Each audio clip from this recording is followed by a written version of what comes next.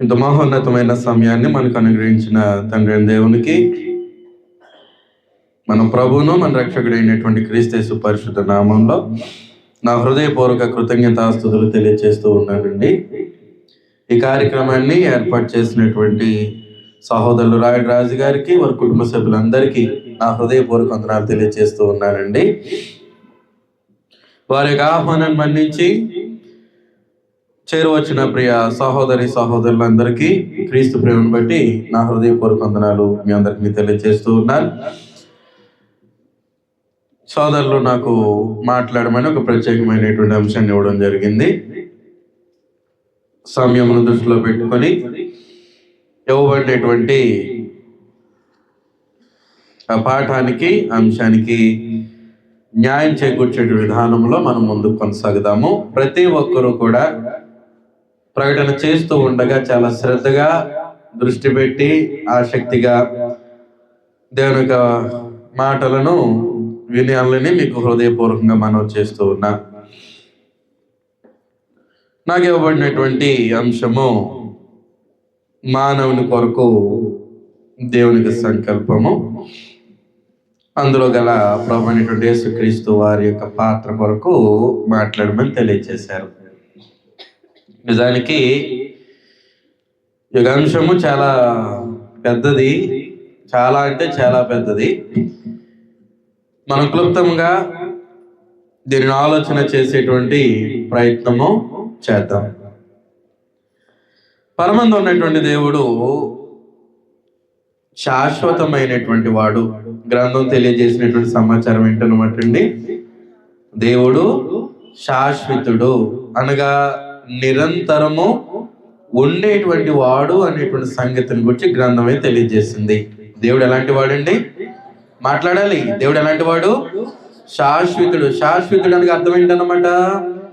నిరంతరము ఉండేవాడు తప్ప శాశ్వతుడు అని అంటే ఇంకా అంతము అనేటువంటిది లేదు. అలాగని ఆరంభము ఉన్నదని కాదు. కరెక్ట్గా మాట్లాడుకోవాలంటే శాశ్వతుడు అని అనగా ఆది గాని అంతము గాని లేనివాడు అని అర్థం. తిమోతికి రాసిన 3వ పత్రిక 1వ అధ్యాయం 17వ వచనంలో, ఇందాక చదివినట్టున్నారు దైవజనులు. తిమోతికి రాసిన 3వ పత్రిక పేజ్ నెంబర్ 190 క్రొత్త నిబంధనలో. దయచేసి ప్రతి ఒక్కరూ కూడా గ్రంథాలను తెరిచి లేఖనాలను పరిశీలన చేయవలసిందని హృదయపూర్వకంగా మనవి చేస్తూ ఉన్నారు. 1వ అధ్యాయం 17వ వచనం, సకల యుగములలో రాజయుండి అక్షయుడు అనగా, క్షయుడు అనగా నాశనం అయిపోయేటువంటి వాడు, అక్షయుడు అనగా నాశనము లేనివాడు లేక నాశనము కానివాడు అని అర్థము. రైట్.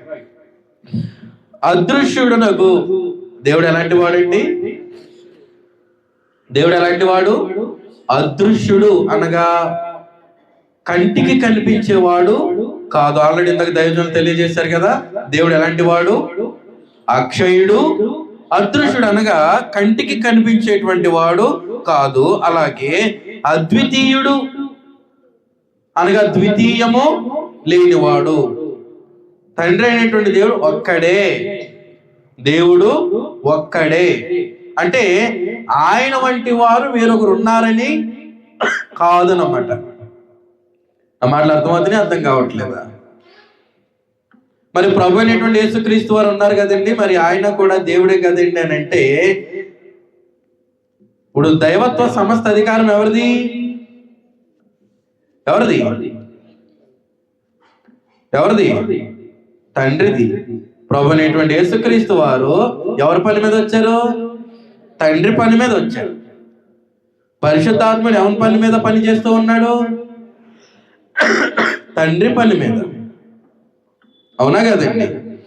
కనుక కరెక్ట్గా ఆలోచన చేస్తే అద్వితీయ దేవుడు అనగా తండ్రి అయినటువంటి దేవుడు ఒక్కడే. ఆయన ఎలాంటి వాడు? అక్షయుడు. ఆయన ఎలాంటి వాడు? అదృశ్యుడు. నాశనము కాని వాడును, అలాగే కంటికి కనిపించని వాడునై ఉన్నాడు తండ్రి అయినటువంటి దేవుడు. అలాగే మరొక లేఖన భాగం చూద్దాము.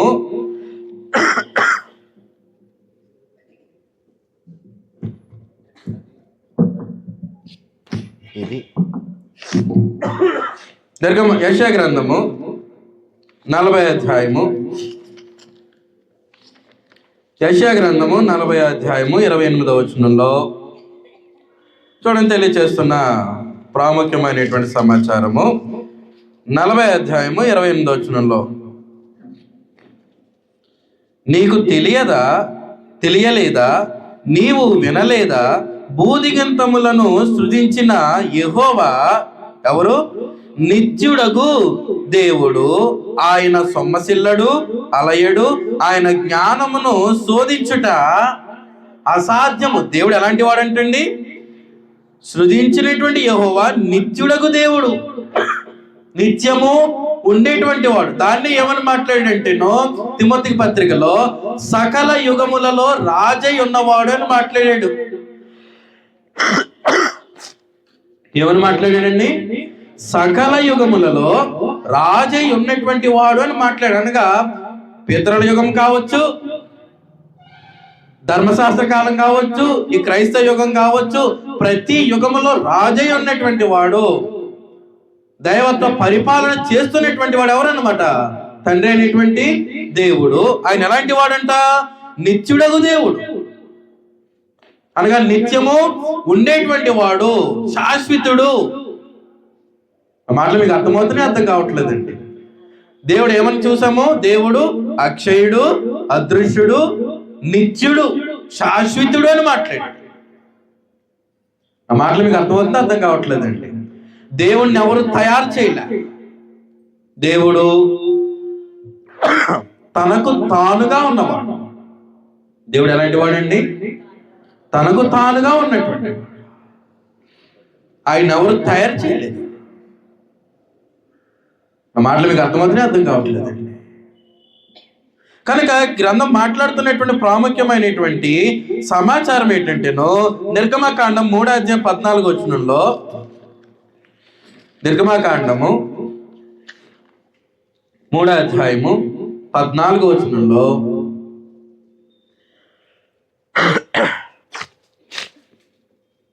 చేశారండి. అందుకు దేవుడు, నేను ఉన్నవాడను అను వాడనై ఉన్నానని మోషేతో చెప్పెను. మరియు ఆయన ఉండునను వాడు మీ యొద్దకు నన్ను పంపెనని నీవు ఇశ్రాయేలీయులతో చెప్పవలెను. దేవుడు ఏమని చెప్పాడు? నేను ఉన్నవాడును. దేవుడు అనేటువంటి నామానికి అర్థం ఏంటన్నమాట అండి? ఉన్నవాడు. ఎవరి ద్వారా ఉన్నవాడు? దేవుడు ఎవరి ద్వారా ఉన్నవాడు? దేవుడు ఎవరి ద్వారా ఉన్నవాడు కాదు, తనకు తానుగా ఉన్నటువంటి వాడు దేవుడు. అర్థమవుతుందో అర్థం కావట్లేదు? నేను ఉన్నవాడును అని అంటే నన్ను ఎవరు తయారు చేయలేదు అని అర్థము. నాకు నేనుగా ఉన్నటువంటి వాడు అనేటువంటి ఉద్దేశంలో పరమందు ఉన్నటువంటి దేవుడు ఒక సమాచారాన్ని ఇస్తూ ఉన్నాడు. కనుక ఆ ఉద్దేశం చేత తెలియజేసినటువంటి సమాచారం ఏంటంటేనో తిమోతి పత్రిక ప్రకారంగా, యెషయా గ్రంథం ప్రకారంగా దేవుడు ఎలాంటి వాడు? అక్షయుడు, అదృశ్యుడు, నిత్యుడు, శాశ్వతుడు, తనకు తానుగా ఉన్నటువంటి వాడు, తండ్రి అయినటువంటి దేవుడు. తనకు తానుగా ఉన్నటువంటి వాడు దేవుడు. ఆయన ఎవరు తయారు చేయలేదు. ఆయన రూపం ఏంటో ఏ మానవునికి తెలియదు. రైట్, ముందుకు వెళ్ళిపోదాము. కనుక ఈ ఉన్నవాడు, నేను ఉన్నవాడను అని చెప్పాడు కదా. చెప్పాడా? చెప్పలేదండి. నేను ఉన్నవాడను అని దేవుడు చెప్పాడు అని అంటే దాని అర్థం ఏంటన్నమాట? దానికి ఆది కానీ దానికి అంతము కానీ లేదు. ఉన్నవాడునంటే శాశ్వతుడను, తనకు తానుగా ఉన్నవాడు, శాశ్వతుడు దేవుడు. ఒకని ద్వారా తయారు చేయబడిన వాడు, ఒకని ద్వారా కలిగినటువంటి వాడు కాదు దేవుడు. ఆయన ద్వారా మనం కలిగాం. దేవుని ద్వారా మానవులమైనటువంటి మనము కలిగాము. ముందుకు వెళ్ళి కొద్ది ఆలోచన చేద్దాము దాని కొరకు. అయితే ప్రాముఖ్యంగా ఆలోచన చేస్తే దేవుడు తనకు తానుగా ఉన్నటువంటి వాడు అక్షయుడు, అదృశ్యుడు, శాశ్వతుడు, నిత్యుడు, అనగా ఆది గాని అంతము గాని లేనటువంటి వాడు దేవుడు. దేవుడు ఎలాంటి వాడు? ఆది గాని అంతము గాని లేనటువంటి వాడు తండ్రి అయినటువంటి దేవుడు. ఆ మాటలు మీకు అర్థమవుతున్నాయి, అర్థం కావట్లేదు? ఇప్పుడు చదవండి ఆదికాండం 1:26. ఆదికాండము 1 నేను చెప్తా ఉంటాను, మళ్ళీ నేను అడుగుతా ఉంటాను, మీరు నాకు సమాధానం చెప్తా ఉండాలి. అది ఇప్పుడు ప్రాసెస్. ఎందుకంటే ఇది నేను ఇప్పుడేం కొత్తగా ఏమీ చెప్పట్లేదు. దైవజనులు ఎప్పటి నుంచో కొట్టుకుంటా వచ్చారు దీన్ని. అనేక ఒక్కరోజు బైబిల్ తరగతుల్లో కావచ్చు, స్వార్థ కూడికల్లో కావచ్చు, నా చిన్నప్పటి నుంచి మీరు వింటూనే ఉన్నారని నా ఆలోచన, దేవుని సంకల్పం కొరకు. చదవబోతాము 1:26-27 చదివితే దేవుడు మాట్లాడుతున్నాడు. ఏమని?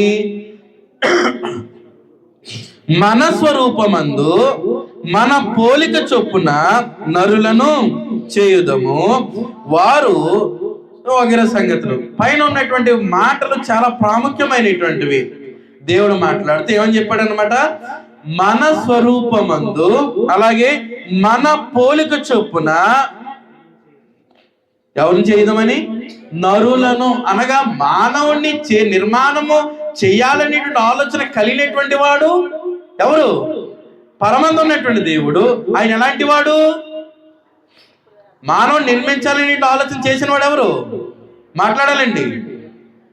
మానవుని నిర్మాణం చేయాలని ఆలోచన చేసిన వాడు ఎవరు? దేవుడు. దేవుడు ఎలాంటి వాడు?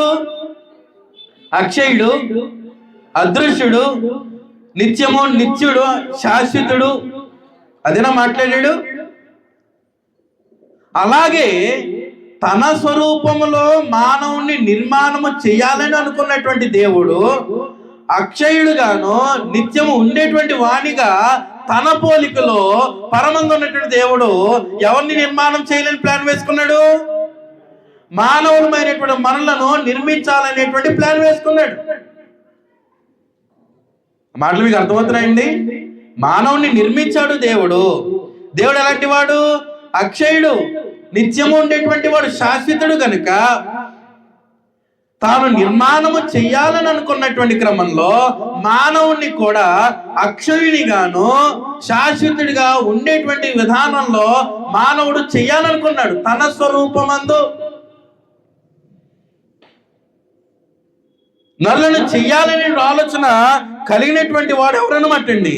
తండ్రి అయినటువంటి దేవుడు. తన స్వరూపమందు తన పోలిక చొప్పున.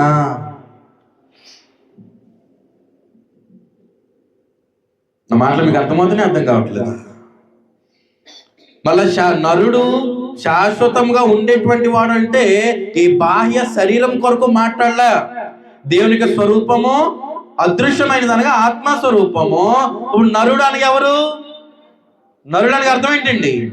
ఆత్మ. నరుడు అనగా కంటికి కనిపించేటువంటిది కాదు. ఇది నరుడు కంటికి కనిపించడు. మానవునికి శరీరము కంటికి కనిపిస్తుంది తప్ప నరుడు కంటికి కనిపించేటువంటి వాడు కాదు. నరుడు సైతం ఎవరన్నమాట? దేవుని వల్ల అదృశ్యుడు. దేవుని లాగా నరుడు కూడా ఎవరు? అక్షయుడు. దేవుని లాగా నరుడు కూడా ఏమై ఉండాలి? శాశ్వతుడిగా ఉండాలి అనేటువంటిది ఎవరి ఉద్దేశము? దేవుని యొక్క ఉద్దేశం. దేవుడు ఏ లక్షణాలు అయితే కలిగి ఉన్నాడో తన సంకల్పంలో అనగా తన ప్రణాళికలో మానవుని కొరకు తండ్రి అయినటువంటి దేవుడు అదే స్థాయిలో మానవుడు ఉండాలని చక్కని ప్లాన్ వేసుకున్నాడు. అక్షయునిగా, అదృశ్యమైన వాడిగా, శాశ్వతునిగా ఉండేటువంటి ప్లాను ఎవరి కొరకు వేశాడు? తండ్రి అయినటువంటి దేవుడు మానవుని కొరకు వేశాడు. ఎవరి కొరకు వేశాడండి? 27వ వచనం. దేవుడు తన స్వరూపమందు నరుని సృజించెను. దేవుడు తన స్వరూపమందు. మాటలు మీకు అర్థమవుతుంది, అర్థం కావట్లేదా? దేవునికి స్వరూపము అదృశ్యమైనటువంటిది. నరుడు అదృశ్యమైనటువంటి వాడు. మళ్ళీ చెప్తున్నాను, కనబడేటువంటిది నేను కాదు. నేనా? కనబడేటువంటిది నేను కాదు. నేను ధరించినటువంటి శరీరం ఇది. లేదు, నేను నివసిస్తున్నటువంటి గుడారం ఇది. ఏది? ఈ శరీరం. మీరు ఈ శరీరాన్ని అద్దంలో చూసుకుంటున్నారు తప్ప, ఈ శరీరానికి మెరుగులు దిద్దుతున్నారు తప్ప, నేను అనబడినటువంటి ఆత్మకు మాత్రం ఏం చేయలేకపోతున్నారు. అది అద్దంలో కనబడేటువంటిది కాదు, అద్దంలో కనబడేటువంటిది కాదు. దేవునికి వలె మానవుడును సైతము తన పోలికలో సృజింపబడేటువంటి నరుడును సైతము ఎలా ఉండాలనేటువంటి ఆలోచన అన్నమాట. ఎలా ఉండాలని? తన పోలికలోనే, తన స్వరూపములోనే ఉండాలి అనేటువంటిది ఎవరి ప్రణాళిక? తండ్రి అనేటువంటి దేవుని యొక్క ప్రణాళిక. నిర్గమకాండము 4:11 చూడండి, మానవుణ్ణి నిర్మించింది ఎవరు అనేటువంటి సంగతిని గురించి మాట్లాడుతున్నాడు. మానవుణ్ణి నిర్మించింది ఎవరు అనేటువంటి సంగతిని గురించి మాట్లాడుతున్నాడు. చూడండి 4:11 యెహోవా. ఎవరు మాట్లాడుతున్నారు? యెహోవా అనగా దేవుడు మాట్లాడుతూ ఉన్నాడు. అక్కడ మాట్లాడుతూ తెలియజేస్తున్నటువంటి ప్రాముఖ్యమైన సమాచారము, మానవునకు నోరిచ్చిన వాడు ఎవడు? మోగవానినే గాని, చెవిటివానినే గాని, దృష్టి గలవానినే గాని, గ్రుడ్డివానినే గాని పుట్టించిన వాడెవడు? యెహోవానైనా నేనే కదా. అంటే లోపము కలిగిన వానినైనను, లోపము లేని వానినైనను ప్రతి మానవుణ్ణి సృజించిన వాడని ఎవరిని?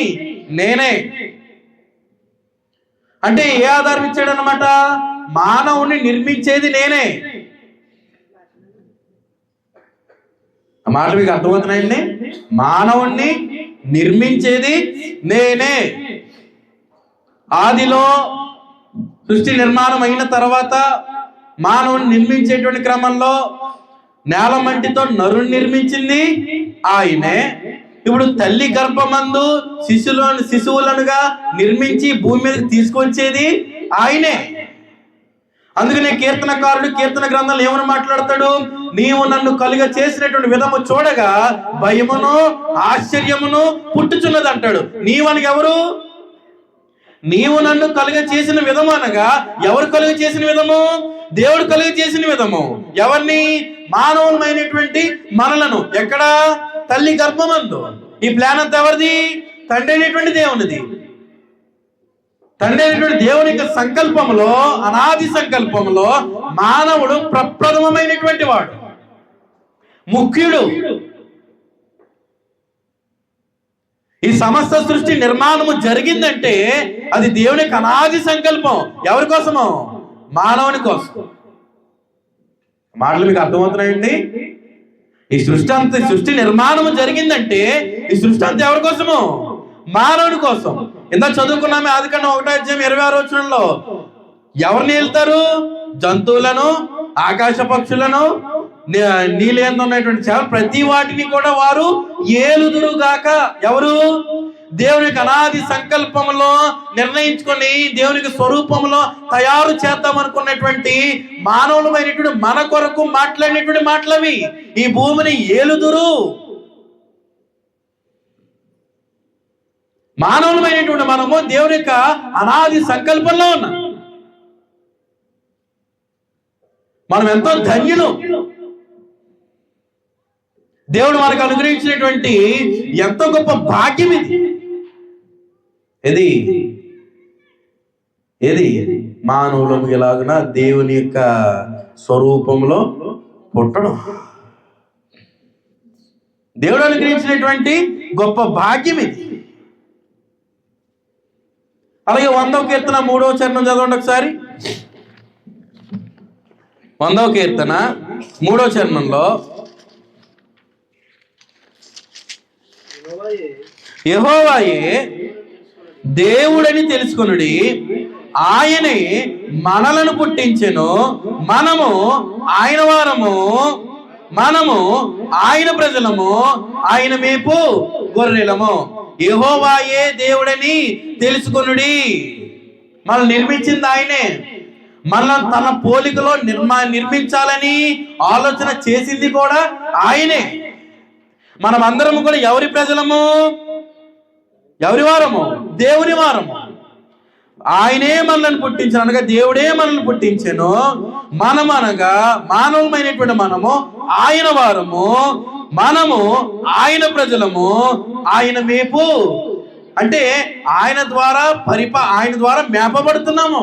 అంటే మానవులమైనటువంటి మనలను ఆయన నిర్మాణం చేసుకున్నాడు కనుక మనకు అవసరమైనటువంటిది ఏదో నిర్మించిన వారికి తెలుసా తెలీదా? మనకి ఏది అవసరమో తెలుసా తెలీదా? తెలుసు కనుక మనకు అవసరమైనటువంటి వాటన్నిటినీ కూడా ఈ భూమి మీద మనకు అనుగ్రహించదులేసి అదే తింటున్నాము, అవే ధరిస్తున్నాము, అదే త్రాగుతున్నాము, అదే అనుభవిస్తున్నాం. మానవునికి కళ్ళు తెరుచుకోవట్లా. దేవుని యొక్క సంకల్పాన్ని తన ఇష్టం వచ్చినట్టు మార్చేదానికి మానవుడు ఏం చేస్తున్నాడంటేను సిద్ధపడిపోతూ ఉన్నాడు. తన ఇష్టానుసారంగా బ్రతకడానికి సిద్ధపడిపోతూ ఉన్నాడు మానవుడు. ఇది దేవుని యొక్క సంకల్పమని, నేను మానవునిగా నిర్మించబడి ఈ భూమి మీద ఉన్నాను అంటే నేను దేవుని యొక్క స్వరూపంలో ఉన్నాను, దేవుని యొక్క సంకల్పంలో నేను కూడా ఒక పాలి భాగస్తున్నై ఉన్నాననేటువంటి ఆలోచన ఎంతమంది మానవులు ఆలోచన చేస్తున్నారు? ఒక పందిగానో కుక్కగానో నన్ను పుట్టించలా, ఒక జంతువుగానో, ఒక రాయిగానో, ఒక కొండగానో, ఒక చెట్టుగానో నన్ను తయారు చేయలే. ఎలా చేశాడు? తన సంకల్పంలో పాలి భాగస్తునిగా ఏం చేశాడు? మానవునిగా నిర్మించుకున్నాడు. ధన్యులమా కాదా? ఏమండి, ధన్యులమా కాదా? దేవుడే మనల్ని పుట్టించుకున్నాడు, దేవుడే మనల్ని తయారు చేసుకున్నాడు. మనము ఆయన వారము, ఆయన ప్రజలము, ఆయన మేపేటువంటి గొర్రెలము. కనుక మానవుడు ఎవరి స్వరూపంలో చేయబడినటువంటి వాడు? మానవుడు దేవుని స్వరూపంలో. ఎవరి పోలిక? ఎవరి పోలిక? మాట్లాడి గట్టిగా. ఎవరి స్వరూపం మానవునిది? దేవుని స్వరూపం. ఎవరి పోలిక? దేవుని పోలిక. అర్థమైందా? అర్థం కావట్లేదండి. ఎలా బ్రతకాలి ఇప్పుడు? మన ఇష్టం వచ్చినట్ట? ఎలా ఆలోచన చేయాలి? మనకు నచ్చినట్ట? నేను ఎలా బ్రతకాలో, ఎలా మాట్లాడాలో, ఎలా ప్రవర్తించాలో, ఎలా నడుచుకోవాలో కూడా ఇదంతా కూడా ఎవరి సంకల్పంలో ఉంది? ఎవరి సంకల్పంలో ఉంది? దేవుని సంకల్పంలో ఉంది. ఇదంతా ఎవరి సంకల్పంలో ఉందండి? తండ్రి అయినటువంటి దేవుని యొక్క సంకల్పంలో ఉంది. దేవుని సంకల్పంలో ఉంది. నా మాటలు మీకు అర్థమవుతున్నాయి? అర్థం కావట్లేదండి. చూడండి, ప్రసంగి గ్రంథం 3వ అధ్యాయం 20వ వచనంలో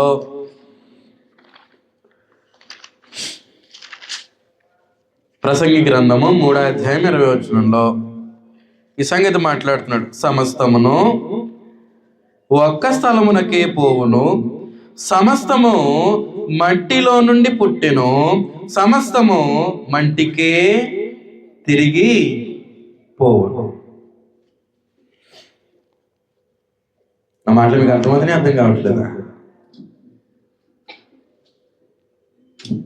మళ్ళీ చదివేదా? తీసారండి గ్రంథం, ప్రసంగి గ్రంథం 3వ అధ్యాయము 20వ వచనం చదువుతున్నాను. మళ్ళీ చదువుతున్నాను చూడండి. సమస్తము ఒక్క స్థలమునకే పోవును, సమస్తము మంటిలో నుండి పుట్టెను, సమస్తము మంటికే తిరిగి పోవును. శరీరమా ఆత్మ? దేవునికి స్వరూపం ఏది? ఆత్మ. శరీరమా? కంటికి కనిపించేటువంటిదా, కనబడినటువంటిదా? చేత్తో ముట్టుకోనేటువంటిదా, ముట్టుకోలేనటువంటిదా? ముట్టుకోలేనటువంటిది, కంటికి కనిపించినటువంటిది. అవునా కాదండి? అయితే ఇప్పుడు ఇక్కడ సమస్తం మంటికి పోవునంటే ఈ దేహం పోతుందా, ఈ దేహంలో ఉన్నటువంటి ఆత్మ పోతుందా? ఏమండి, దేహమా, దేహంలో ఉన్నటువంటి ఆత్మ? అంటే ఆత్మ అనేటువంటిది ఎవరి పోలికది? ఎవరి పోలిక? ఆ పోలికని ఎవరికి ఇచ్చాడు దేవుడు? నరులకి ఇచ్చాడు. అనగా మనకి ఇచ్చాడా ఇవ్వలేదా?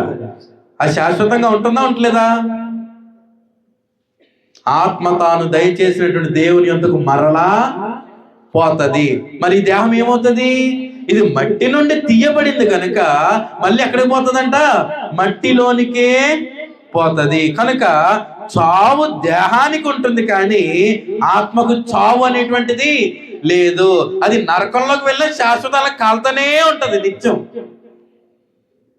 ఆ మాటలు మీకు అర్థమవుతున్నాయండి? ఆత్మ ఒకవేళ తప్పుడు పనులు చేసి నరకానికి వెళితే ఆ ఆత్మ నిత్యము ఏమవుతుంటది? కాలుతూనే ఉంటుంది తప్ప దానికి అంతం అనేటువంటిది లేదు. మాటలు మీకు అర్థమవుతుంది, అర్థం కావట్లేదా? ఇటు విధానంలో దేవుడు మానవుని ఏం చేశాడు అనమాట అండి? నిర్మించుకున్నాడు.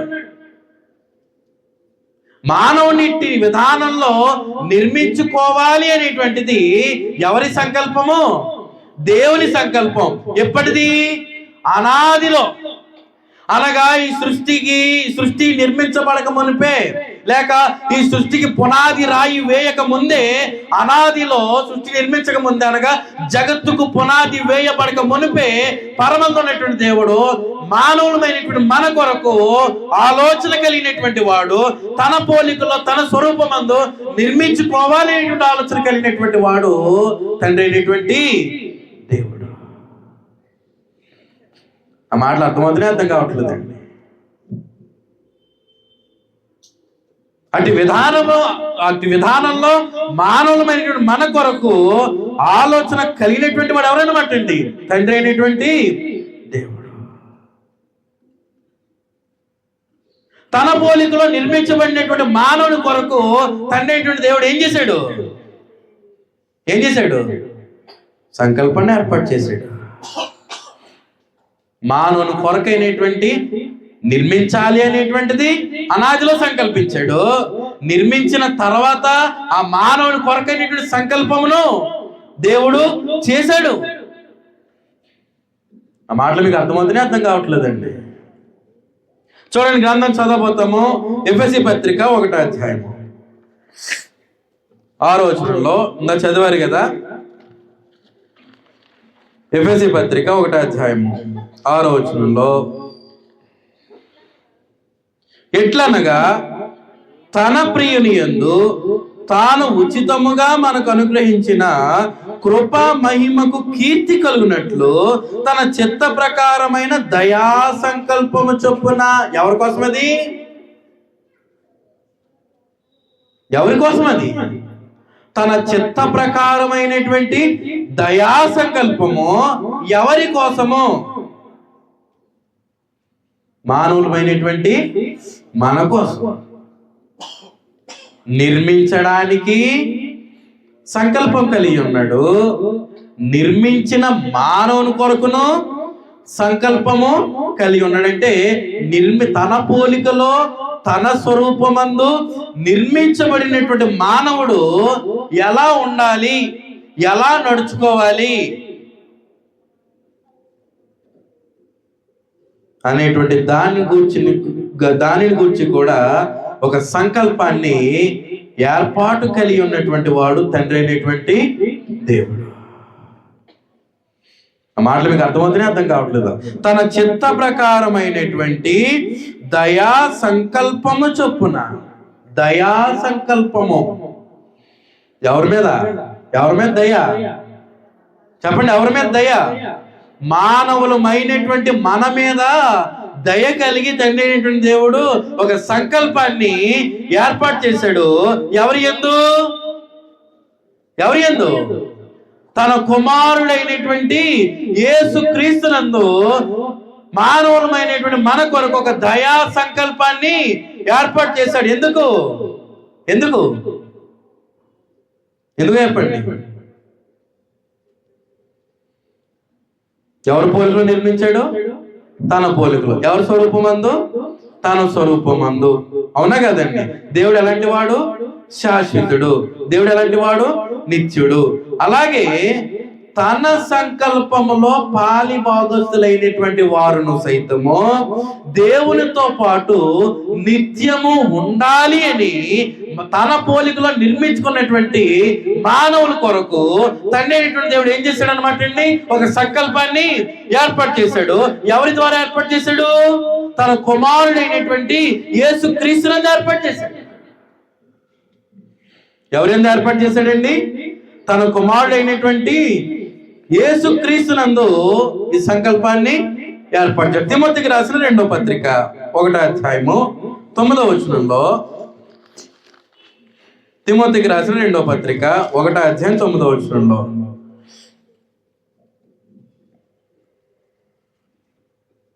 తీసారండి.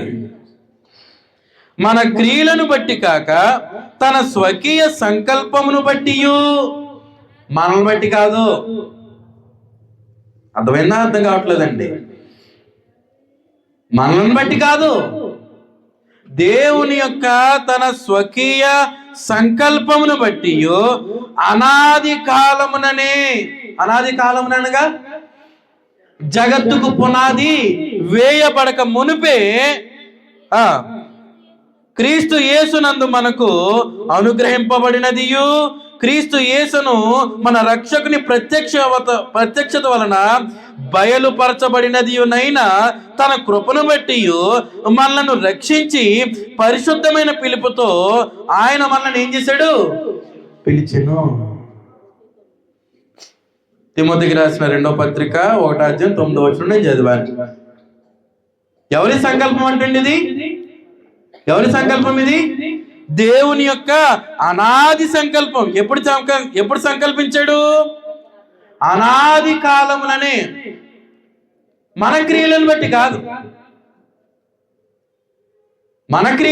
కాదు, మనం ఏదో ఓడబొడి చేస్తున్నామని కాదు, మనం ఏమి చేయలేకపోతున్నామని తన కుమారుడైనటువంటి యేసుక్రీస్తునందు ముందుగానే ఈ యొక్క సంకల్పాన్ని ఏర్పాటు చేశాడు.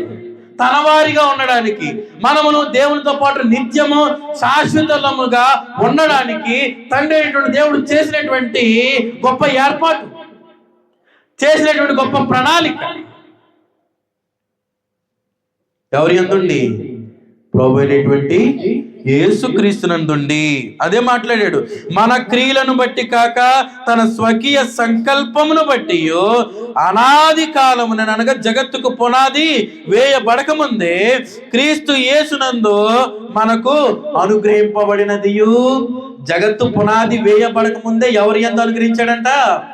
ఎవరి యందు అనుగ్రహించాలనుకున్నాడు? ప్రభు అయినటువంటి యేసుక్రీస్తునందు. అంటే ప్రభు అయినటువంటి ఈ సంకల్పంలో మనలను పాలి భాగస్తులుగా చేసేటువంటి ప్రభు అయినటువంటి యేసుక్రీస్తు వారు కూడా ఎప్పుడున్నాడు? అనాది నుండే, అనగా జగత్తుకు పునాది వేయబడక ముందే ప్రభు అయినటువంటి యేసుక్రీస్తు వారు కూడా ఎవరితో ఉన్నారు? తండ్రి అయినటువంటి దేవునితో దేవత్వం కలిగిన వాడై వసించి ఉన్నాడు. అందుకనే ఆదికాండం 1వ అధ్యాయం 26వ వచనంలో మన స్వరూపమందు మన పోలికన అంటేను కేవలం తండ్రి దేవుని కొరకు మాత్రమే మాట్లాడలే, అక్కడ దేవత్వం ఉంది. తండ్రి అయినటువంటి దేవుడు ఉన్నాడు. ఆయన సంకల్పాన్ని సమస్త మానవాళికి ఎవరి ద్వారా అయితే అనుగ్రహించాలనుకున్నాడో ఆ మన రక్షకుడైనటువంటి ప్రభు యేసుక్రీస్తు వారు ఉన్నారు. సమస్త మానవాళిని, అనగా ప్రభువునందు విశ్వాసం ఉంచినటువంటి సమస్త మానవాళిని సర్వ సత్యములోనికి నడిపేటువంటి పరిశుద్ధాత్ముడు సైతము అనాదిలో ఉన్నాడు. ఎవరి కోసం? నా కోసం పనిచేయడానికి, నన్ను నిత్యత్వంలో తండ్రి చెంతకు చేర్చేదానికి అనాది నుండి వాళ్ళు ఉన్నారు. అప్పటి నుండి ప్రణాళిక వేయబడి ఉంది. ఎవరి ద్వారా? తండ్రి అయినటువంటి దేవుని ద్వారా. ఆ సంకల్పానికి లోబడే ప్రభు అయినటువంటి యేసుక్రీస్తు వారు వచ్చారు. ఆ సంకల్పానికి లోబడే పరిశుద్ధాత్ముడు పంపబడ్డాడు.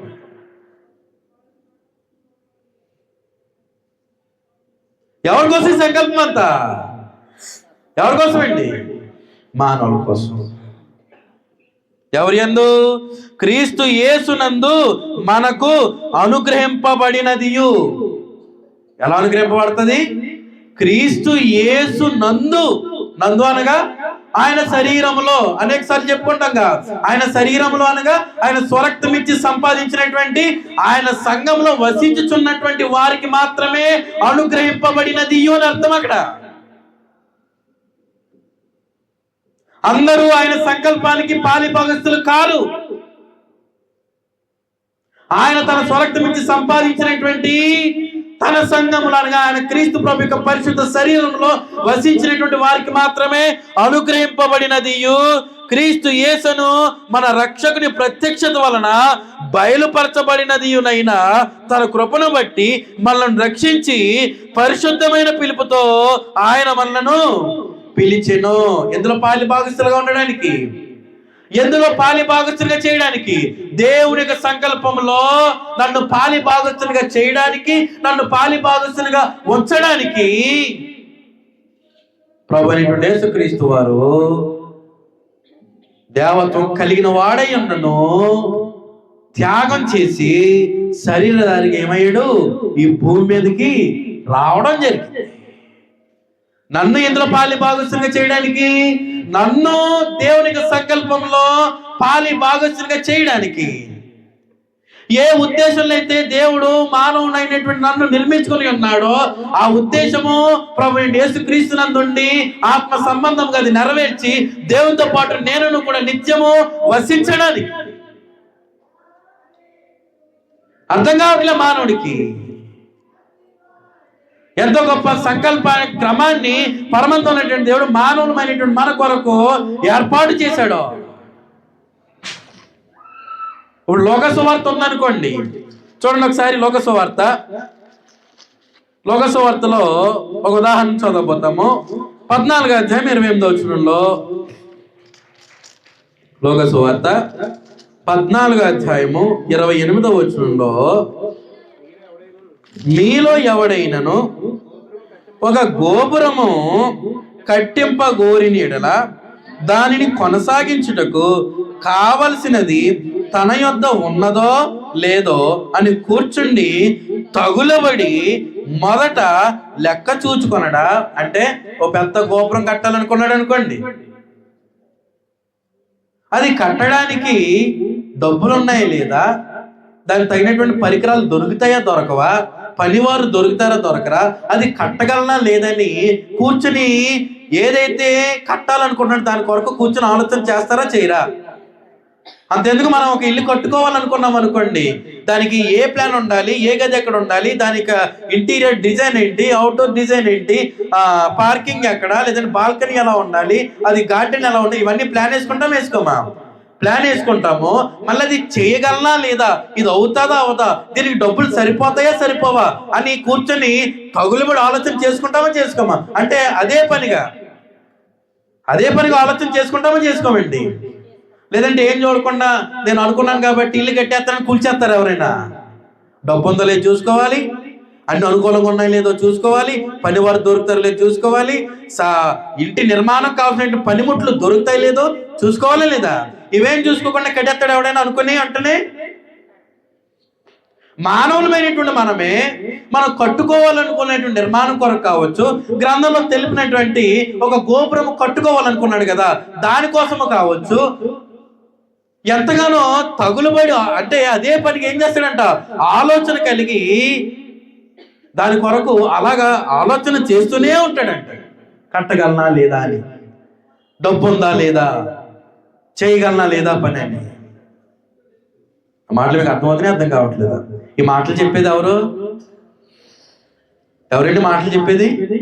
ప్రభు అనేటువంటి యేసుక్రీస్తు వారు కదా లోక సువార్తలు మాటలు చెప్తుంటా, అవునా కదండి? మరి మానవుని కొరకైనటువంటి నిర్మాణంలో, మానవుని కొరకైన సంకల్పం విషయంలో దేవుడు ఎంకెంత ఎలాగా ఆలోచన చేసి ఉంటాడు అంటారు? ఆ మాటలు మీకు అర్థమవుతూనే అర్థం కావట్లేదండి. ఆ దేవుని ద్వారా నిర్మించబడినటువంటి మానవులమైనటువంటి మనం ఒక పని చేయాలంటేనే ఎంతగానో దాని కొరకు ఆలోచన చేస్తున్నాము కదా. మరి మనలను నిర్మించడానికి, మనలను శాశ్వతులుగా ఉంచడానికి, మళ్ళీ తన దగ్గర చేర్చుకోవడానికి ఇంకెంత ఎక్కువగా ఆలోచన చేసి ఉంటాడంటారు. అందుకనే దేవునిది ఏ జ్ఞానం అంటే భవిష్యత్ జ్ఞానం. మానవుడు నిర్మించినప్పటికీ మానవుడు ఎలా ఉంటాడో, ఎలా నడుచుకుంటాడో అన్ని ఎరిగిన వాడే తన కుమారుడైనటువంటి యేసుక్రీస్తునందు సమస్త మానవాళికి రక్షణ తెచ్చిపెట్టేటువంటి విధానంలో సంకల్పాన్ని ఏర్పాటు చేసుకున్నాడు. మాటలు మీకు అర్థమవుతూనే అర్థం కావట్లేదు. అందునిమిత్తమే ఏం చేశాడంటేనో సువార్తను మనకు అనుగ్రహించాడు. ఏమనుగ్రహించాడు? సువార్త. ఎంతగానో ఆలోచన చేశాడు. చూడండి, దేవుడు మన కొరకు ఎంతగా ఆలోచన చేశాడో, మన మీద ఎంత బాధ్యత కలిగి ఉన్నాడు చూడండి దేవుడు. చూడండి, గ్రంథం చదవబోతాము. ఎఫెసీ పత్రిక 3వ అధ్యాయము.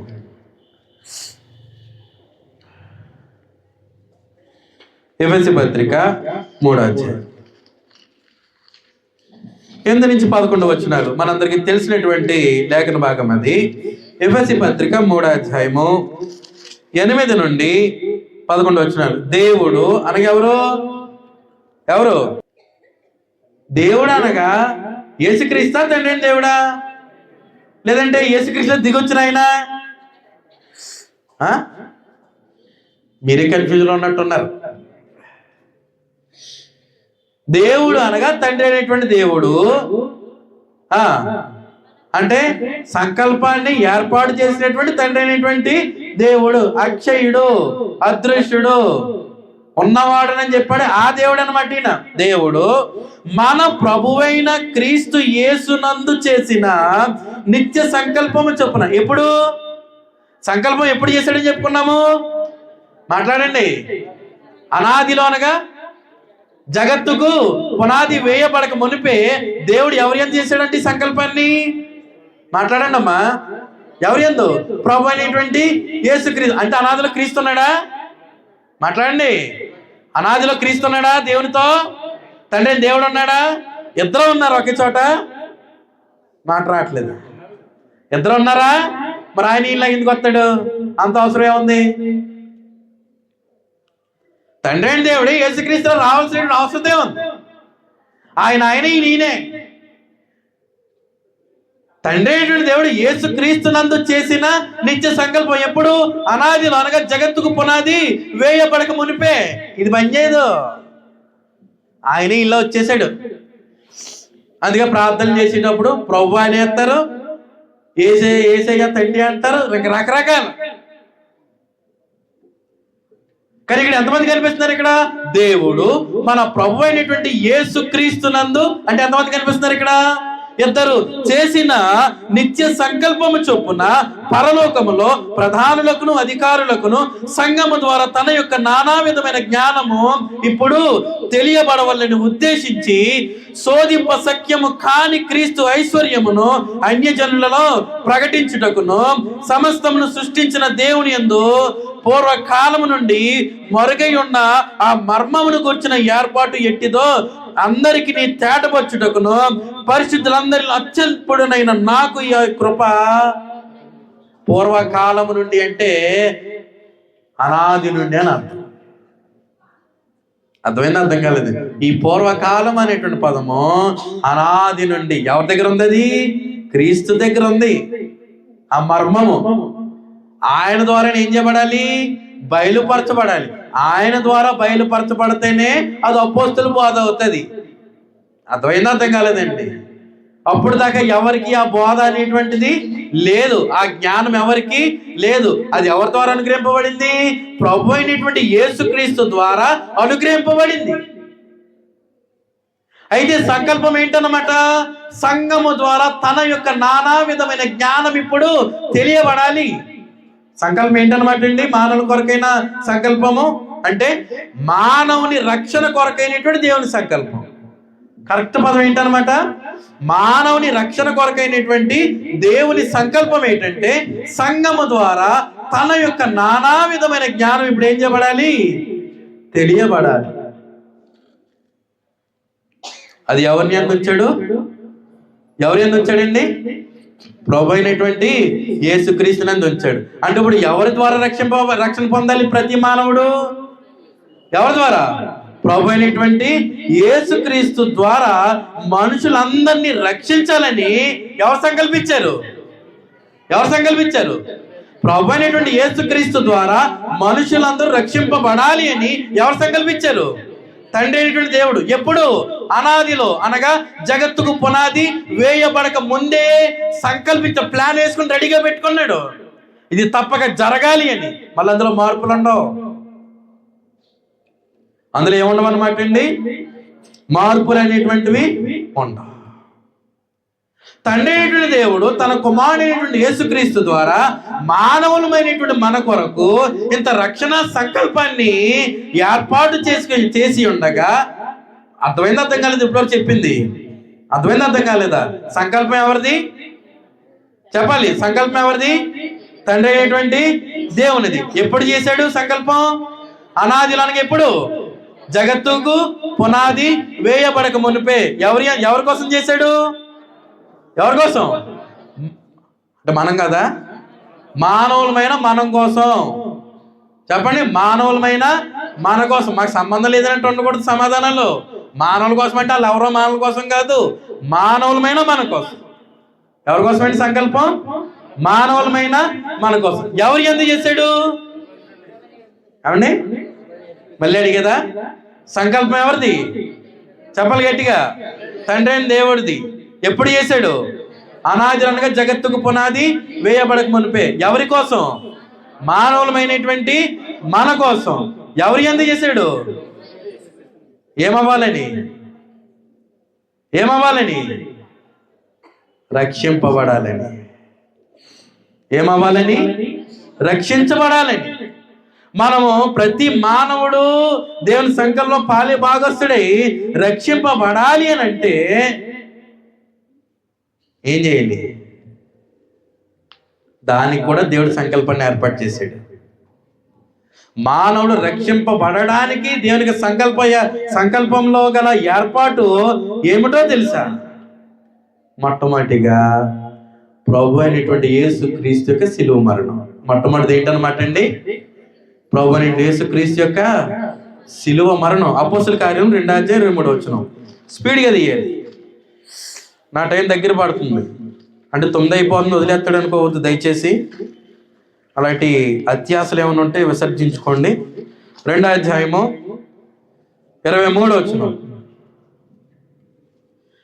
దేవుడు నిశ్చయించిన సంకల్పమును ఆయన భవిష్యత్ జ్ఞానమును అనుసరించి అప్పగింపబడు. క్రీస్తు ప్రభువారు సిలువకు అప్పగింపబడడం కూడా ఎవరి సంకల్పం? ఎవరి సంకల్పం అండి?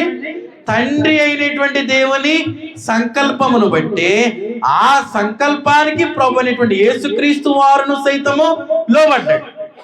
ఆయన ఎవరు? దేవుని తండ్రి అయినటువంటి దేవునికి సంకల్పానికి లోబడినటువంటి యేసుక్రీస్తు ఎవరు? యోహాను సువార్త 1:1 ప్రకారంగా ఆది యందు వాక్యముండెను, వాక్యము దేవుని యొద్ద ఉండెను, వాక్యము దేవుడై ఉండెను. దేవునితో సమానుడై ఉన్నటువంటి ప్రభు అయినటువంటి యేసుక్రీస్తు వారు కూడా తండ్రి అయినటువంటి దేవునికి సంకల్పానికి లోబడి ఆ సంకల్పమును బట్టి ఆయన శరీరధారిగా ఈ భూమి మీదకి వచ్చి, అదే యోహాను సువార్త 1:14 ప్రకారంగా ఆ వాక్యము శరీరధారి అయి కృపా సత్య సంపూర్ణుడిగా మన మధ్య వసించినటువంటి మాటను బట్టి ఆలోచన చేస్తే, దేవత్వము కలిగి తండ్రి దేవునితో సమానముగా ఉన్నటువంటి ప్రభు అయినటువంటి యేసుక్రీస్తు వారు తండ్రి అయినటువంటి దేవునికి సంకల్పానికి లోబడి శరీరధారిగా ఈ భూమి మీదకి వచ్చి ఆ సంకల్పమును బట్టి ఏం చేపట్టాడంట? అప్పగింపబడిన ఈయన అనగా ఎవరు? ప్రభు అయినటువంటి యేసుక్రీస్తును మీరు దేని చేత సిలువేసి చంపించారు? దుష్టుల చేత. దుష్టులు ఎవరు కాదు, సొంత ప్రజలైనటువంటి ఎవరా దుష్టులు? రోమీలు కాదు. మీకు అనేకసార్లు చెప్పాను, రోమీలు కాదు. శిలో బల్లెంతో పొడిచింది వాళ్ళైనా, శిలోకి అప్పగించింది వాళ్ళైనా, ముందు దోష ఎవరు, హంతకులు ఎవరు అవుతారు? సొంత ప్రజలే అవుతారు. కాబట్టి అపోస్తలుల గారు 7:50 నుండి చదవండి. స్టెఫను మాట్లాడతాడు, అందుకే చంపేశారు స్టెఫను కూడా. మమ్మల్ని హంతకులు అంటావా? నా మాటలు మీకు అర్థమవుతూనే అర్థం కావట్లేదు. ప్రభు అయినటువంటి యేసుక్రీస్తు వారు కూడా దేవునికి సంకల్పానికి లోబడ్డారు. అంటే దాన్ని ఇంకో కోణంలో ఆలోచన చేస్తే, ప్రభు అయినటువంటి యేసుక్రీస్తు వారు అప్పగింపబడము, శిలువ మీద వేలాడదీయబడి సమస్త మానవాళిని మోసుకొని మృతి పొందడం అనేటువంటిది ఎవరి సంకల్పం? తండ్రి అయినటువంటి దేవుని యొక్క సంకల్పం. మాట్లాడాలి నోరు తెరిచి. ఎవరి సంకల్పం అండి? తండ్రి అయిన దేవుని యొక్క సంకల్పం. ఎవరి కోసం? మానవుడు అయినటువంటి నా కోసం. ఎందుకు? రక్షించబడాలని. కారణం ఏంటంటేనో నేను ప్రారంభంలో చెప్పాను కదా, దేవుడు తన స్వరూపమందు తన పోలిక చొప్పున అనగా దేవునికి స్వరూపం పోలిక ఏది? అదృశ్యమైనటువంటిది, అక్షయమైనటువంటిది, శాశ్వతమైనటువంటిది. ఆ పోలికను దేవుడు మానవునికి ఇస్తే మానవుడు ఏం చేసుకుంటున్నాడు? దాన్ని ఏం చేస్తాడు? నాశనం చేసి పాడేశాడు. నిత్యము దేవునితో ఉండేటువంటి ఏర్పాట్లు పాడు చేసేసుకున్నాడు. దేవునికి దూరమైపోయాడు, పాపం చేశాడు. కనుక ఇప్పుడు మానవునికి ఏది అవసరమో? రక్షణ అవసరం. ఈ రక్షణను, ఈ మానవునిక ఉద్దేశాన్ని ఎప్పుడే ఆలోచన చేశాడు దేవుడు?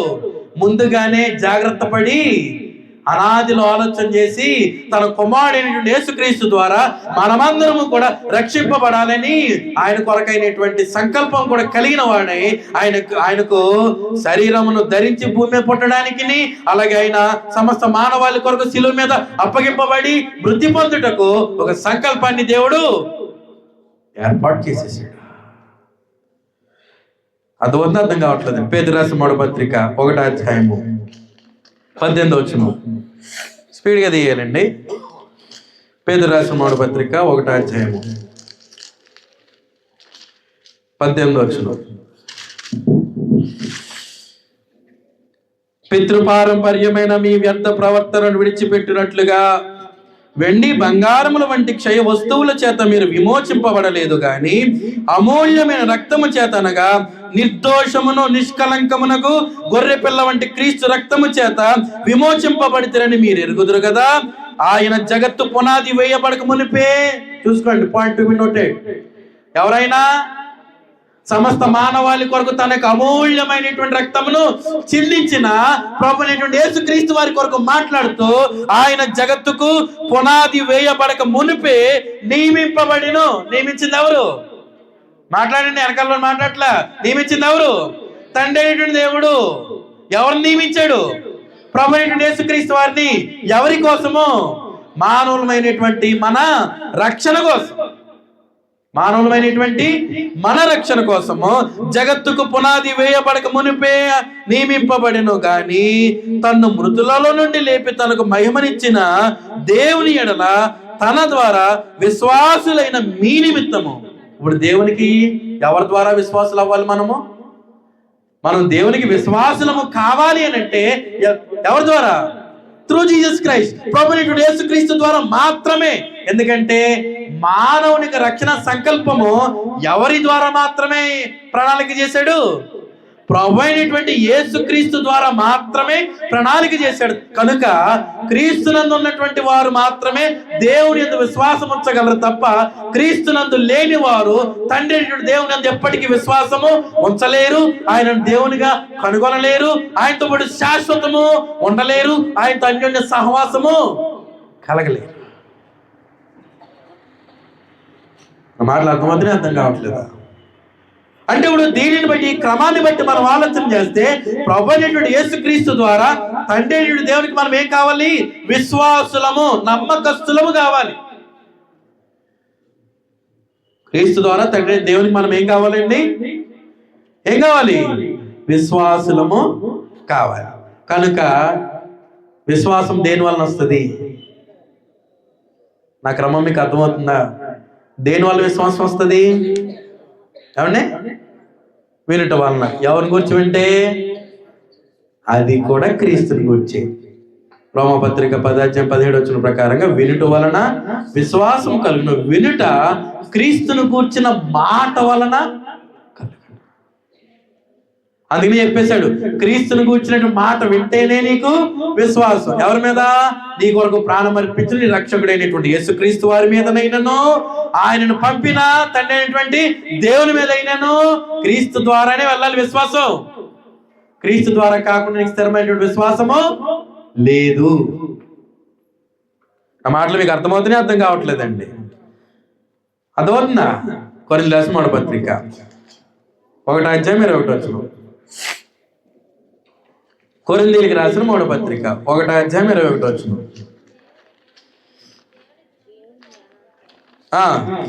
దేవుని జ్ఞానానుసారముగా ఈ లోకము తన జ్ఞానము చేత దేవునిని ఎరుగకుండినందున, అంటే మనుషుడు తన సొంతంగా ఆలోచన చేయడం వలన, తన సొంతంగా జ్ఞానమును సంపాదించుకోవడం వలన ఏం లేదు? దైవ జ్ఞానం లేదు. తానే పెద్ద జ్ఞాని అని అనుకుంటున్నాడు. కనుక ఏం చెప్పేశాడు? లోకము తన జ్ఞానము చేత దేవుణ్ణి ఏం చేయట్లేదు? ఎరగట్లే, దేవుని తెలుసుకుంటలే. అంటే సొంత జ్ఞానము దేవుణ్ణి ఎప్పుడు కూడా ఏం చేయదు, తెలుసుకోదు, దేవుణ్ణి అంగీకరించదు. దేవుణ్ణి అంగీకరించినప్పుడు దేవుని సంకల్పాన్ని గుర్తెరుగుతుందా? గుర్తెరగదు. గనుక తన జ్ఞానము చేత దేవునిని ఎరుగకుండినందున సువార్త ప్రకటనయను వెర్రితనము చేత, ఎవరికి వెర్రితనం? నమ్మేవానిక నమ్మని వారిక? సిలువను గూర్చిన వార్త నశించుచున్న వారికి వెర్రితనము గాని రక్షింపబడుచున్న మనకు దేవుని శక్తి. నశించుచున్న వానికి సువార్త ఎలాంటిది? వెర్రితనం. మీరు మీ జ్ఞానము చేతమే జ్ఞానవంతులమని అనుకొని దేవుణ్ణి ఎరగట్లేదు సరి కదా. ఇంకా ఏంటనమాట, మీకు సువార్త ప్రకటన ఏమై ఉన్నది? వెర్రితనంగా ఉంది. సువార్త ప్రకటనయను వెర్రితనము చేత నమ్ము వారిని రక్షించుటకు దేవుని దయాపూర్వక, ఎప్పుడు సంకల్పం? ఇక సంకల్పం అనగానే ఎప్పుడు చేశాడు? ఎప్పుడు చేశాడండి? మాట్లాడండి. ఎప్పుడు? జగత్తుకు పునాది, తన కుమారుడు శరీరధారిగా రావాలని జగత్తుకు పునాది వేయబడక మునిపే, తాను అప్పగింపబడాలని జగత్తుకు పునాది వేయబడక మునిపే, ప్రభు అయినటువంటి యేసుక్రీస్తు మరణము, సమాధి, పునరుద్ధానముల యొక్క సారాంశమైనటువంటి సువార్త ద్వారా ఒకడు నమ్మకస్తునిగా, సంపూర్ణమైన విశ్వాసిగా బడాలి అనేటువంటిది కూడా దేవుని యొక్క అనాది సంకల్పం. ఎందులో ఉంచాడు ఆ నమ్మకత్వాన్ని, అనగా విశ్వాసాన్ని? ఎందులో ఉంచాడు? సువార్తలో. ఎందులో ఉంచాడు విశ్వాసాన్ని? సువార్తలో. ఈ సువార్తలో విశ్వాసాన్ని ఉంచాలి అనేటువంటిది దేవుని యొక్క దయాపూర్వకమైనటువంటి సంకల్పం. ఎప్పుడు? అనాదిలో. దేవునికి సంకల్పం అంటే దేవుడి ప్లాన్ ఎప్పుడు వేశాడు? అనాదిలో వేశాడు. అంటే సువార్త కూడా ఎప్పుడు ఉంది? అనాదిలో నుండే, అనాదిలోనే ఏర్పాటు చేయబడి. సువార్తనగా ఏంటన్నమాట? ప్రభు అయినటువంటి యేసుక్రీస్తు మరణము, సమాధి, పునరుత్థానముల యొక్క సారాంశము ఏమైనది? సువార్త ఉన్నది. ఆ సువార్త ఏమైనదంట? దేవుని దయాపూర్వక సంకల్పమాయను. ఆ సువార్తను నమ్మాలా వద్దా? నమ్ము వారిని రక్షించుటకు. అక్కడ వాడిన పదం ఏంటన్నమాట అండి? సువార్తను విని నమ్మిన వారిని రక్షించుటకు. అది దేవునికి దయాపూర్వకమైనటువంటి సంకల్పం. అంటే సువార్త కూడా ఎప్పుడు ఉందన్నమాట? అనాదిలో, అనగా జగత్తుకు పునాది వేయబడక ముందే ఉంది. ఇదే కొరింథీయులకు రాసిన 3వ పత్రిక 2వ అధ్యాయము 7వ వచనంలో, 2వ అధ్యాయము 7వ వచనంలో, దేవుని జ్ఞానము మర్మమైనట్టుగా బోధించుచున్నాము. ఈ జ్ఞానము అంటే దాచబడి ఉంది. ఈ జ్ఞానం ఏమైనది? ఎవరు దాచారు? ఏర్పాటు చేసింది ఎవరు? దేవుడు. ఎప్పుడు? అనాదిలో, అనగా జగత్తుకు పునాది ఎవరి దగ్గర ఉంది? ఇప్పుడు ఇది ఎవరి దగ్గర ఉంది? ఈ జ్ఞానము తండ్రి దేవుని దగ్గర ఉంది. అర్థమైంది? అర్థం కాలేదా? ఎవరా జ్ఞానము? ప్రభు అనేటువంటి యేసుక్రీస్తు, వాక్యమై ఉన్నటువంటి దేవుడు. కనుక ఏం చెప్పేశాడు అనమాట? ఈ జ్ఞానము మర్మమైనట్టుగా బోధించున్నాము. ఈ జ్ఞానం మరుగై ఉండెను. జగదుత్పత్తికి ముందుగానే దీనిని దేవుడు మన మహిమనగా ఎవరి నిమిత్తము? ఏమండి? పందుల, కుక్కల? ఎవరు? మానవులమైనటువంటి మన మహిమ నిమిత్తము దేవుడు ఎప్పుడు నియమించాడు? జగదుత్పత్తికి ముందుగానే, జగత్తుకు పునాది వేయబడక ముందే ఈ జ్ఞానాన్ని మర్మముగా దాచి ఉంచాడు ప్రభు అయినటువంటి యేసుక్రీస్తునందు. చూసారా? ప్రభు అయిన యేసుక్రీస్తు వారికి, అంటే ప్రభు అయిన యేసుక్రీస్తు వారు లేకుండా ఏముంది? ఏమీ లేదు. ప్రభు అయిన యేసుక్రీస్తు వారు లేకుండా ఏమీ లేదు. సువార్త జగత్తుకు పునాది వేయబడక ముందే, జ్ఞానము జగత్తుకు పునాది వేయబడక ముందే. ఎఫెసీ పత్రిక 3వ అధ్యాయం, ఎఫెసీ పత్రిక 3వ అధ్యాయం 4 నుండి చదివితే,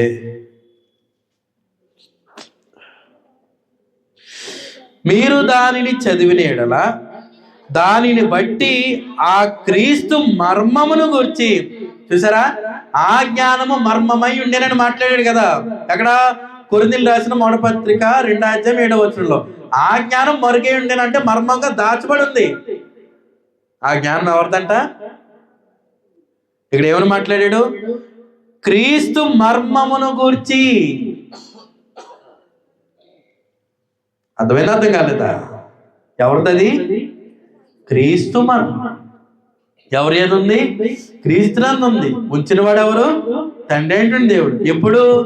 అనాదిలో. చదవతాం. నాకు కలిగిన జ్ఞానం గురించి గ్రహించుకొనగలరు. ఈ మర్మం ఇప్పుడు ఆత్మ మూలముగా దేవుని పరిశుద్ధులకు అపోస్తులకును.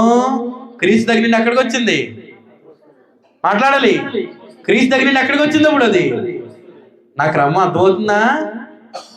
తండ్రి అయిన దేవుడు అది సంకల్పంలోనే అనాదిలోనే ఎవరి దగ్గర ఉంచాడు? ప్రభు అనేటువంటి యేసుక్రీస్తునందు. ఇప్పుడు క్రీస్తు యొక్క మర్మము ఇప్పుడు అది ఎవరి దగ్గర ఉందంట? ఈ మర్మం ఇప్పుడు ఆత్మ మూలము కనుక పరిశుద్ధాత్మ ద్వారా దేవుని పరిశుద్ధులకు అపోస్తులకును ప్రవక్తలకును బయలుపరచబడి ఉన్నట్టుగా. అంటే మొట్టమొదటి ఎవరు బయలుపరచబడింది? అపోస్తులకును ప్రవక్తలకు. ప్రవక్తల కాలం అయిపోయింది. ఇప్పుడు నెక్స్ట్ ఎవరన్నమాట? అపోస్తులు. ప్రవక్తల తర్వాత ఎవరండి? అపోస్తులు. బయలుపరచబడి ఉన్నట్టుగా పూర్వకాలముల యందు మనుషులకు, మొత్తం అందరికి తెలియపరచబడలే. ఎవరికి మాత్రమే? అపోస్తులకును ప్రవక్తలకు మాత్రమే తెలియపరచబడింది. ప్రభు అనేటువంటి తండ్రి దేవుడు, ఆ తర్వాత ప్రభు అనేటువంటి యేసుక్రీస్తు. ప్రభు అనేటువంటి యేసుక్రీస్తు ఎవరికి ఇవ్వబడింది? మాట్లాడి ఎవరికి ఇవ్వబడింది? అపోస్తులకి ఇవ్వబడింది. అందుకనే అపోస్తుల కార్యం 2వ వీరు అపోస్తుల బోధ యందును. అది ఎవరి జ్ఞానం? అది అనాదిలో దేవుడు ఏర్పరిచినటువంటి జ్ఞానము, సిలువకు వచ్చిన వార్త, క్రీస్తు జ్ఞానము. అది ఎవరి ద్వారా బయలుపరచబడింది? ఎవరి ద్వారా అనుగ్రహించబడింది? ప్రభు అయినటువంటి యేసుక్రీస్తు ద్వారా అనుగ్రహించబడింది. ప్రభు అయినటువంటి యేసుక్రీస్తు ద్వారా బయలుపరచబడింది. ఎవరికి బయలుపరచబడింది? మొట్టమొదటిగా అపోస్తులకు. ఆ అపోస్తులు బోధించినటువంటి బోధ ద్వారానే ఏం చేయబడ్డారు? అపోస్తుల కార్యం 2వ ఎన్నో వచనం? అది 42వ. వీరు అపోస్తలుల బోధ యందును సహవాసమందును రొట్టె విరుచుట యందును ప్రార్థన చేయుట యందును ఎలా ఉన్నారు? ఎడతెగక. అంటే ఏ బోధ పడితే ఆ బోధ వినేదానికి లేదు. దేవుడు జగత్తుకు పునాది వేయబడక ముందే నిశ్చయించినటువంటి జ్ఞానం ఒకటి ఉంది. అది ఎవరు ఎందుకు నిశ్చయించాడు? ప్రభు యేసుక్రీస్తునందు నిశ్చయించాడు. క్రీస్తు ద్వారా మర్మము ఎవరికి బయలుపరచబడింది? అపోస్తులకు బయలుపరచబడింది. అంటే ఇప్పుడు రక్షణ, ఒక మానవునికి రక్షణ ఎవరి బోధలో ఉంది? ఎవరి బోధలో ఉంది? అపోస్తులకు ఇచ్చిన తర్వాత ఎవరి బోధ? అది అపోస్తుల బోధ. అంటే క్రీస్తు బోధ కాదని కాదు, క్రీస్తు బోధే. అపోస్తులకు ఇవ్వబడిన తర్వాత అపోస్తుల బోధ. అంటే అపోస్తుల బోధ అంటే అపోస్తులు తమ సొంత జ్ఞానం కాదు బోధించేది. అపోస్తులు బోధించేటువంటి క్రీస్తు బోధ అని అర్థం. అపోస్తుల బోధలోనే మానవులమైనటువంటి మనకి రక్షణ ఉన్నది. అపోస్తుల బోధ ద్వారానే మనము రక్షణ పొంది దేవుని యొక్క కుమారులముగా ఉండడానికి అర్హులముగా తీర్చిదిద్దబడుతున్నాము. ఇది ఎవరి సంకల్పం? ఇది దేవుని సంకల్పం. ఏది? అపోస్తుల బోధ విని రక్షింపబడిన వారిని మాత్రమే పరమందున్నటువంటి దేవుడు కుమారులనుగా స్వీకరించాలని ఎప్పుడు నిర్ణయించుకున్నాడు? మళ్ళీ అపోస్తలుల బోధ విని రక్షింపబడిన వారిని మాత్రమే కుమారులనుగా కుమార్తెలుగా స్వీకరించాలని ఎప్పుడు నిర్ణయించుకున్నాడు? జగత్తుకు పునాది వేయబడక మునిపే నన్ను దేవుడు అంత అమూల్యమైనటువంటి వానికి దేవుడు స్వీకరించడానికి ప్రభు అయినటువంటి యేసుక్రీస్తు వారు ఏమయ్యాడు? నా కోసము దేవత్వాన్ని త్యాగం చేసేసి, నా కోసము పాప శరీరాకారమును ధరించి, నా కోసం అనేకమైన అవమానాలు భరించి, నా కోసం ముఖం మీద ఉమ్మేయించుకొని, నా కోసం కొరడా దెబ్బలు తిని, నా కోసం కలువరి శిలువపై మేకులు కొట్టించుకుని కలువరి శిలువపై వేలాడదీయబడి నా కొరకు ప్రాణం అర్పించాడు. నన్ను దేవుని కుమారునిగా చేయడానికి, స్వీకృత పుత్రునిగా, దేవుడు స్వీకరించేటువంటి పుత్రునిగా చేయడానికి దేవుడు ఏర్పరచుకునే సంకల్పమును బట్టి ఆయన ఏం చేశాడు? తన్ను తాను త్యాగం చేసుకున్నాడు. ఎవరు? ప్రభు అయినటువంటి యేసుక్రీస్తు. ఆ మాటలు మీకు అర్థమవుతానే అర్థం కావట్లేదా? మన రక్షణ కోసం దేవునితో పాటు సమానంగా ఉన్నటువంటి ప్రభు అయినటువంటి యేసుక్రీస్తు తన యొక్క దేవత్వాన్ని, ఆ పరలోకంలో ఉన్నటువంటి దేవునితో ఉన్నటువంటి స్థానాన్ని కూడా వదిలేసుకుని వచ్చాడు పాప శరీరాకారం ధరించి. ఎంత గొప్ప ప్రణాళిక వేసిన తర్వాత నా ఇష్టం వచ్చినట్టు నేను ఉండొచ్చా? ఆ సంకల్పం కొరకు ఇష్టం వచ్చినట్టు ఆలోచన చేయొచ్చా? అలా దేవునికి సన్నిధానాన్ని నిర్లక్ష్యం చేయొచ్చా? దేవుడు నా కొరకై చేసినటువంటి ఏర్పాటును జ్ఞానరూపకంగా మన చేతుల్లో ఉంచాడే, ఈ జ్ఞానానికి విరుద్ధంగా ప్రవర్తించవచ్చా? ఈ జ్ఞానానికి విరుద్ధంగా మాట్లాడవచ్చా? ఈ జ్ఞానానికి విరుద్ధంగా నడుచుకోవచ్చా? ఈ సంకల్పానికి విరుద్ధంగా జీవించవచ్చా? మనము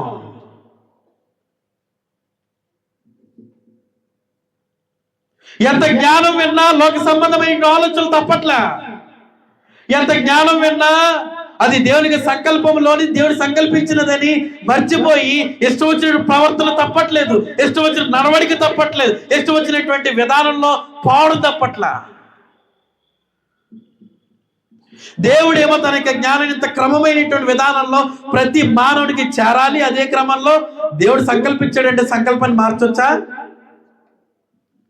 ఈ భూమి మీద ఉన్నటువంటి రాజే ఒక శాసనాన్ని ముద్ర వేశాడంటే ఒక శాసనం మీద అది మారుతుందండి.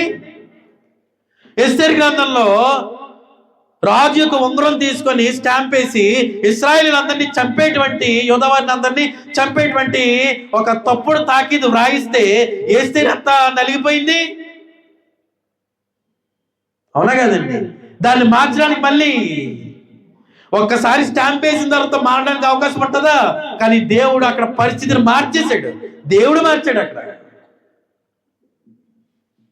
రాజు మళ్ళీ తన స్టాంప్ వేసినటువంటి మార్చడానికి సరిపోతాడా? సరిపోడు. అది అనుకోకుండా జరిగిపోయినా స్టాంప్ వేసిన జరిగిపోతుంది తప్ప దాన్ని మళ్ళీ తక్షణం ఆపడానికి అవకాశం లేదు. అలాంటిది పరమంగా ఉన్నటువంటి దేవుడు తన ఇష్టం వచ్చినట్టు మానవుల యొక్క విధానాన్ని బట్టి మార్చేస్తాడా తనకి సంకల్పాన్ని? ఒక్కసారి ఏర్పరిచినటువంటి సంకల్పాన్ని దేవుడు మార్చేస్తాడా? మాట్లాడండి. మార్చడు. మరి దేవుడు మార్చినప్పుడు మనం మారిపోవాలా, మారకుండా ఉండాలా? సంకల్పాన్ని బట్టి ఆ సంకల్పం తెలుసుకున్న తర్వాత మనం మారకుండా ఆ సంకల్పాన్ని అనుసరించి మనము నడుచుకోవాలి, జీవించాలి తప్ప మన ఇష్టం అనేటువంటిది అందులో ఉంటుందా? దేవుని సంకల్పంలో దేవునికి సంకల్పం మన ఏర్పాటు ఉంటుందా? దేవునికి సంకల్పం నా సొంత ఆలోచన ఉంటుందా? దేవునికి సంకల్పం నా సొంత మాట ఉంటుందా? దేవునికి సంకల్పం నా సొంత ప్రవర్తన ఉంటుందా? పరమందు ఉన్నటువంటి దేవుడు చేసింది. ఆ మాటలు మీకు అర్థమవుతుందని అర్థం కావట్లేదా? తండ్రి అయినటువంటి దేవుడు, ప్రభు అయినటువంటి యేసుక్రీస్తు, తర్వాత అపోస్తలుకి ఇచ్చాడు. ఆ అపోస్తలు బోధ వినేటువంటి వాడే దేవుని కుమారులుగా స్వీకరించాలి అనేటువంటిది అనాదిలో నిర్ణయించుకున్నాడు. వారెవరు? అపోస్తలు బోధను విని దేవుని కుమారులుగా స్వీకరింపబడినటువంటి వారు ఎవరు? క్రీస్తు ప్రభు తన స్వరక్తం ఇచ్చి సంపాదించినటువంటి అది. అందుకని ఇదే 3వ అధ్యాయం 8వ వచనంలో ఇప్పుడు పైనుంచి కింద చదువుకుంటూ వచ్చామా? 4 నుండి 7 చదువుకుంటూ వచ్చామా లేదండి? ఇప్పుడు కింద నుంచి చదివితే మళ్ళీ దేవుడు మన ప్రభు అయిన క్రీస్తు యేసునందు చేసిన నిత్య సంకల్పము చొప్పున పరలోకంలో ప్రధానులకు, అధికారులకు సంఘము ద్వారా తన యొక్క నానా విధమైన జ్ఞానము. ఏ జ్ఞానం అది? ఎప్పుడు జ్ఞానం అది? ఏ జ్ఞానం? ఇప్పుడు జ్ఞానము. దేవుడు అనాదిలో అనగా జగత్తుకు పునాది వేయబడక మునిపే నిర్ణయించినటువంటి జ్ఞానము, ప్రభువైనటువంటి యేసుక్రీస్తు ద్వారా మనకు అనుగ్రహింపబడినటువంటి జ్ఞానము దేని ద్వారా ప్రతిఫలింప చేయబడాలి? మాట్లాడండి. దేని ద్వారా? సంఘము ద్వారా. దేని ద్వారానండి? మాట్లాడలేదు. దేని ద్వారా? సంఘము ద్వారా. సంఘం అనగా ఎవరు? మనం క్రీస్తు ప్రభు రక్తంలో కడగబడినటువంటి వారము, క్రీస్తు ప్రభు శరీరంలో వసించుచున్నటువంటి మనము. అపోస్తలుల తర్వాత బాధ్యత ఎవరికి ఇచ్చాడు? చెప్పండి. అపోస్తలుల తర్వాత బాధ్యత ఎవరికి ఇచ్చాడు? సంఘానికి ఇచ్చాడు. అది ఎవరి సంఘం? అది ఎవరి సంఘం? అది క్రీస్తు ప్రభుది. ఆ సంఘం కొరకు ప్రభు ఏం చేశాడు? తన స్వరక్తం ఇచ్చి సంపాదించినటువంటి తన సంఘం. ప్రభు తన స్వరక్తం ఇచ్చి సంపాదించిన తనది సంఘం. తమది కాదు, తనది. తనది అంటే ఏకవచనమే, ఒక్కడిదే. ఎన్ని పేర్లు పెట్టుకున్నా ఒక్కడిదే, ఒక్కడిదే ఉండాలి. ఎన్ని పేర్లు పెట్టుకున్నా ఒక్కడిదంటే ఏ పేరు పెట్టుకున్నా పర్లేదు అనుకుంటారు. మళ్ళీ తలకే పోటీ. ప్రాణం అర్పించింది క్రీస్తు, పేరు పెట్టవలసింది ఎవరిది? ప్రాణం అర్పించిన ఆయనదే పెట్టాలి. ఆ మాటలు మీకు అర్థమవుతుంది? అర్థం కావట్లేదు. చాలా జాగ్రత్తగా ఆలోచించాలి దేవుని సంకల్పం కోసం. దేవుడు ఏర్పరిచినటువంటి సంకల్పం ఏదైతే ఉందో ప్రభువైనటువంటి యేసుక్రీస్తునందు, అది ఎప్పటికీ కూడా ఎలాంటిది అన్నమాట? మారుతుందా మారదా? మాట్లాడాలి. మారుతుందా మారదా? మార్చబడనిది. ఈ సంకల్పం ఎప్పటికీ కూడా ఏమవుతుందన్నమాట అండి? మార్చబడదు. హెబ్రీయులకు రాసిన పత్రిక 6వ అధ్యాయము 17వ వచనంలో, హెబ్రీయులకు రాసిన పత్రిక 6వ అధ్యాయము 17వ వచనంలో తీసారండి. హెబ్రీ పత్రిక 6వ అధ్యాయము 17వ వచనము. ఈ విధముగా దేవుడు తన సంకల్పము నిశ్చలమైనదని ఆ వాగ్దానమునకు వారసులైన వారికి మరి నిశ్చయముగా కనుపరచవలనని ఉద్దేశించిన వాడై. ఏంటండి అక్కడ ఉన్న పదజాలం? పదజాలం ఒకసారి చూడండి. ఒకసారి మళ్ళీ చదివేదా? చాలా జాగ్రత్తగా చూడండి. ఎంత తెలివిగా మాట్లాడి చూడండి హెబ్రీ గ్రంథకర్త. ఈ విధముగా దేవుడు అనగా ఎవరు? తండ్రి అయినటువంటి దేవుడు తన సంకల్పం ఎప్పుడు చేసింది? జగత్తుకు పునాది వేయబడక ముందే చేసినది. ఆ వాగ్దానమునకు వారసులైన వారు ఎవరు?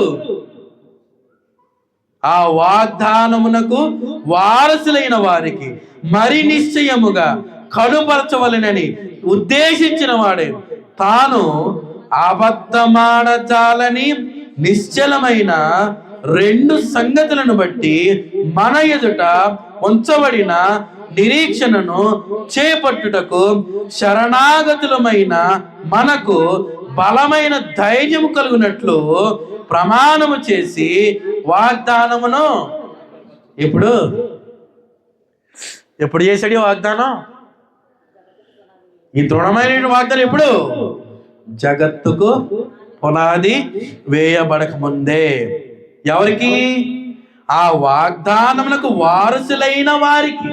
అంటే ఆ సువార్తను విని విశ్వసించి రక్షింపబడిన, అంటే రక్షణ మార్గంలో చేరి నడుచుకుంటున్నటువంటి వారికి మాత్రమే వాగ్దానం, అందరికీ కాదు. మూలం ప్రభువైనటువంటి యేసుక్రీస్తే. మార్చబడదు. జ్ఞానం అదే, మార్చబడదు. దేవుడు ఆయనే, మార్చబడదు.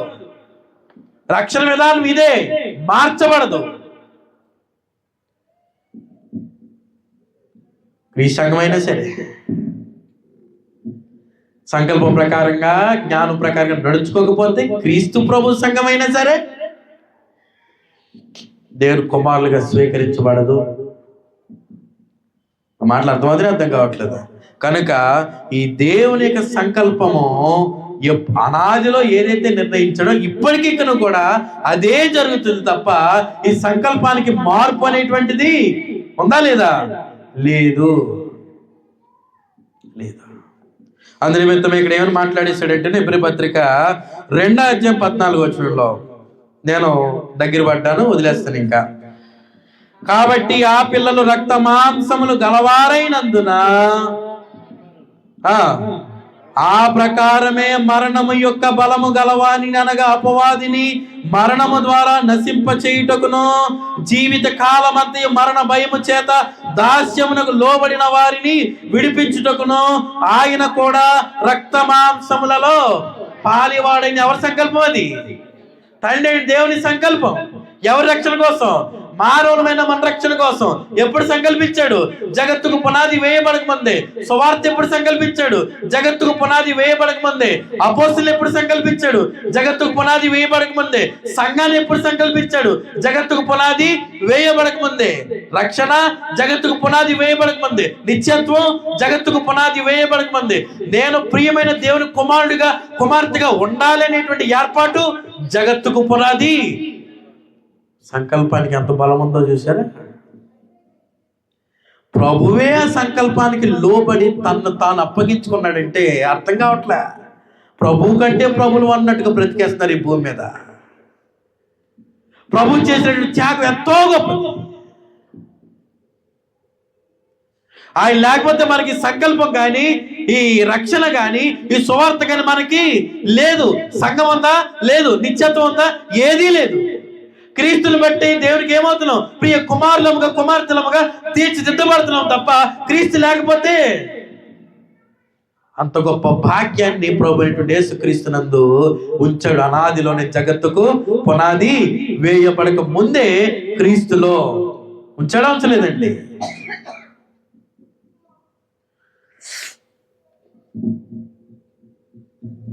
ఆఖరికి ప్రభు అయినటువంటి యేసుక్రీస్తు వారు ప్రార్థన చేసినప్పటికీ కూడా దేవుడు ముందుగానే ప్రభు అయినటువంటి యేసుక్రీస్తు శిలువ మరణాన్ని నిర్ణయించాడు. అవునా కదండి? తండ్రి నీ చిత్తమైతే ఈ పాత్ర నా యొద్ద నుండి తొలగించాలని అన్నాడా? అనలేదా? తొలగించాడా? ఎందుకంటే అనాదిలో నిర్ణయించేశాడు. అనాదిలో నిర్ణయించిన తర్వాత తన కుమారుడైన యేసుక్రీస్తు వారు అయినా సరే ఆ శిలువ మరణం మార్చబడతాం. అప్పగించడా? అప్పగించలేదా? అప్పగించిన తర్వాత అప్పగించినటువంటి విధానానికి ప్రభు లోబడ్డా లోబడలేదా? మన సంగతి ఏంటి? మన సంగతి ఏంటి? ఇంత గొప్ప దేవునికి సంకల్పంలో పాలి భాగస్తులమై మళ్ళీ క్రీస్తు ప్రభు సంఘములో వసించుచున్నటువంటి మన సంగతి ఏంటి? నా నీతి సంగతి ఏంటి? నేను సంపాదించుకుంటున్నటువంటి జ్ఞానం సంగతి ఏంటి? ఆ జ్ఞానంలో ఉన్నటువంటి జ్ఞానమును బట్టి నాకు అనుగ్రహింపబడే విశ్వాసం సంగతి ఏంటి? దాని వెంబడి వచ్చే నిరీక్షణ సంగతి ఏంటి? దాని వెంబడి వచ్చేటువంటి రక్షణ సంగతి ఏంటి? నేను చేరుకునేటువంటి నిత్యత్వం సంగతి ఏంటి?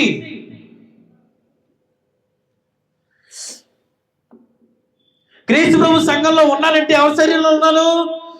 క్రీస్తు ప్రభు యొక్క శరీరంలో అవయవంగా పరిశుద్ధమైనటువంటి అవయవంగా ఉన్నాను అని అంటే నేను ఎంత పరిశుద్ధమైన వాడిగా ఉండాలి? ఇప్పుడు ఎంత పరిశుద్ధమైన వాడిగా తలంచాలి? ఎంత పరిశుద్ధమైన వాడిగా జీవించాలి? ఎంత పరిశుద్ధమైన వాడిగా నడుచుకోవాలి? నేను ఎంత గొప్ప సంకల్పానికి పాలి భాగస్తున్నై ఉన్నానంటే నేనెంత గొప్ప ధన్యున్నాయో ఆలోచన చేస్తున్నారు ఎప్పుడని? ఎంత గొప్ప సంకల్పాన్ని పక్కన పెట్టి ఏం చేస్తున్నారో తెలుసా? ఎవరు ఎక్కడికి వెళ్ళిపోయి ఏం చేయాలంటే అది చేసేసుకుంటున్నారు, చేసేస్తున్నారు అంతే.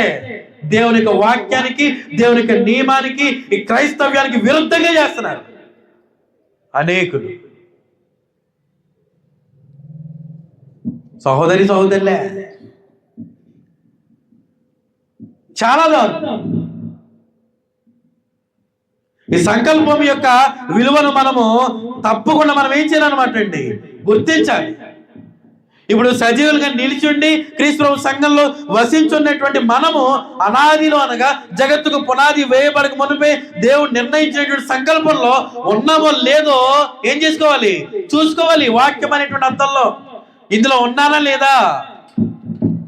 దేవుడు అనాదిలో వేసినటువంటి సంకల్పంలో, అనాదిలో నిర్ణయించిన సంఘములో, అనాదిలో నిర్ణయించిన జ్ఞాన ప్రకారముగా నా జీవితం ఉందా లేదా చూసుకోవాలి. పరిశీలన చేసుకుంటూ ఉండాలి. ఆలోచన చేద్దాం.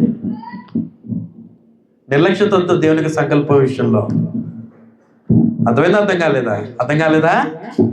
సంకల్పం ఎవరిది? తండ్రి దేవునిది. ఎవరి కోసం? మానవులమైన మన మొత్తం చెప్పేసిన పాట మళ్ళీ పై పని చెప్తే కుదరదు. ఎవరి కోసం? మానవులమైన మన రక్షణ కోసం. ఎప్పుడు చేశాడు? జగత్తు అనాదినగా జగత్తుకు పునాది వేయబడక ముందే ఎవరి యందు చేశాడు? తన కుమారుడును మన ప్రభువును మన రక్షకుడైనటువంటి యేసు క్రీస్తునందు చేశాడు. ఎలాగునా? ఆయన శరీరధారిగా పంపించాడు, ఆయనను కలువరి శిలువపై మృతి పొందేలా చేశాడు, ఆయన ద్వారా జ్ఞానాన్ని ఇచ్చాడు, ఆయన స్వరక్తి సంపాదించిన సంఘంలో మనలను చేర్చి ఆయన సంఘంలో చేర్చబడినటువంటి విశ్వాసులను తన కుమారులుగా కుమార్తెలుగా చేసుకోవాలనుకున్నాడు. అలా చేసుకునే ప్రక్రియలో క్రీస్తు ద్వారా ఆ బోధ, ఆ జ్ఞానము ఎవరికి ఇవ్వబడింది? అపోస్తులకి ఇవ్వబడింది. అది ఏ బోధ అయింది? అపోస్తుల బోధ అయింది. ఇప్పుడు ఆ బాధ్యతను ఎవరికి ఇచ్చాడు? ఆ భాగ్యాన్ని ఎవరికి ఇచ్చాడు? సంఘానికి ఇచ్చాడు. ఇప్పుడు దేని ద్వారా జ్ఞానం బయటికి వెళ్ళాలి? సంఘము ద్వారా తన యొక్క నానా విధమైన జ్ఞానం ఇప్పుడు తెలియబడవాలని ఉద్దేశించి శోధింప సఖ్యము కాని క్రీస్తు ఐశ్వర్యము అన్య జనులలో ప్రకటింపబడుటకు. ఆలోచన చేద్దాం. చదవడం కాదు, నేర్చుకోవడం కాదు. సంఘము ద్వారా అన్ని జనుల్లో ప్రకటించబడాలి. సంఘము ద్వారా పరలోకంలో ప్రధానులకు, అధికారులకు దేవుని యొక్క నానా విధమైన జ్ఞానం ఏం చేయబడాలి? తెలియబడాలి. ఇదంతా ఎవరి సంకల్పము? దేవుని సంకల్పం. ఎవరి రక్షణ కోసం? మానవులమైనటువంటి మన రక్షణ కోసం. కేవలం ఎవరి యందు మాత్రం చేశాడు? ప్రభు అయినటువంటి యేసుక్రీస్తు. మన రక్షణకు మూలం ఎవరు? ప్రభు అయినటువంటి యేసుక్రీస్తు. దేవుని యొక్క సంకల్పంలో ప్రధాన పాత్రధారుడు ఎవరు? ప్రభు అయినటువంటి యేసుక్రీస్తు. దేవుని యొక్క సంకల్పము అంతా ఎవరి కోసం? మానవులమైనటువంటి మన కోసం. ఇప్పుడు మానవులమా కాదా? ఇప్పుడు ఆ సంకల్పం మనకు వర్తిస్తుందా, వర్తించదా? ఉన్నామో లేదో చూసుకోండి. మీ అందరికీ నా హృదయపూర్వక వందనాలు.